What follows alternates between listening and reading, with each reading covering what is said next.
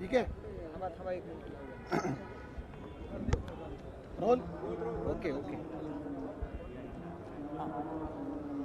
Sir Tamil Nadu प्रकरणावरतून सध्या भाजप आणि ठाकरे गटामध्ये वाद निर्माण झालेला पाहायला मिळतोय. नेमकी काय भूमिका आहे भाजपची? तमिळनाडूमध्ये मदुराईजवळ जे सुब्रमण्य स्वामी मंदिर आहे, या मंदिराच्या प्रांगणामध्ये जो दीपस्तंभ आहे, 14व्या शतकापासून इथं दीप प्रज्वलित केले जातात.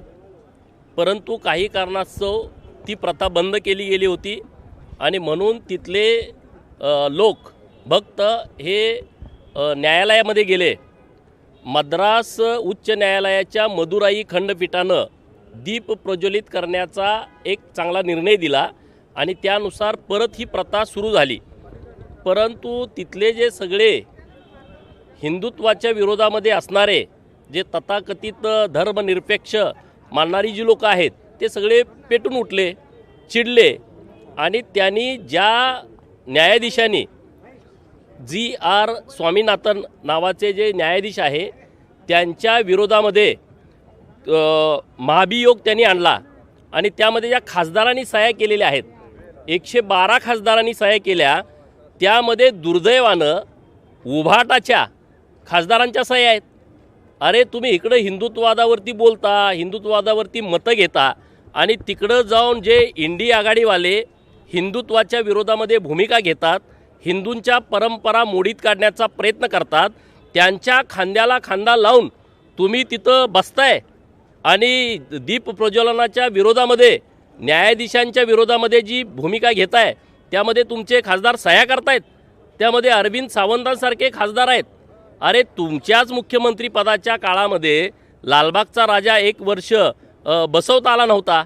आज तुम्ही यांच्या खांद्याला खांदा लावून जर भूमिका घेत असाल, उद्या मताच्या राजकारणासाठी तुम्ही महालक्ष्मी मंदिरातले दीप प्रज्वलित करू नयेत किंवा सिद्धिविनायकाच्या मंदिरातले दीप प्रज्वलित करू नये किंवा जो आपला मुंबादेवीचं मंदिर आहे इथं सुद्धा तुम्ही अशी मताच्या राजकारणासाठी घाणेरडी भूमिका घेऊ शकता. या प्रकरणामुळे जो खोटा हिंदुत्वाचा बुरखा जो उभाटा गटाचा होता तो टारा फाटलेला आहे. त्यांनी याच्यावरती म्हणजे महाराष्ट्रातलं हिंदुत्व वेगळं आणि तामिळनाडूतलं हिंदुत्व वेगळं अशी भूमिका उभाटाची आहे का, याच्यावरती त्यांनी भूमिका स्पष्ट करावी.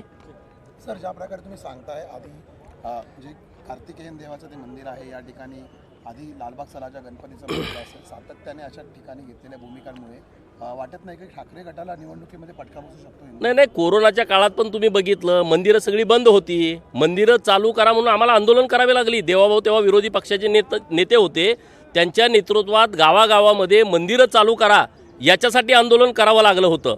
मताचं राजकारण बाजूला ठेवा, परंतु तुमची जी भूमिका आहे, जे हिंदुत्वाच्या बाबतीमध्ये तुमची जी भूमिका महाराष्ट्रामध्ये तुम्ही वेगळी मांडताय, तामिळनाडूमध्ये वेगळी मांडताय आणि ते लेखी तुमच्या सह्यानी लोकांच्या समोर आलेलं आहे.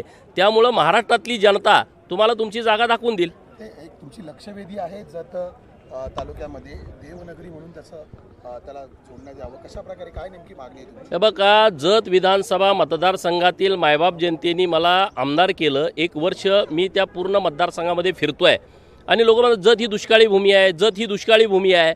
परंतु माझ्या लक्षात आलं की रामायण महाभारतापासूनचा इतिहास हा जतच्या पुण्यभूमीला लाभलेला आहे आणि एका तालुक्यामध्ये इतकी मंदिर आहेत की जिथं लाखो लोक येतात. अशी मंदिरांची संख्या मी काढलेली आहे.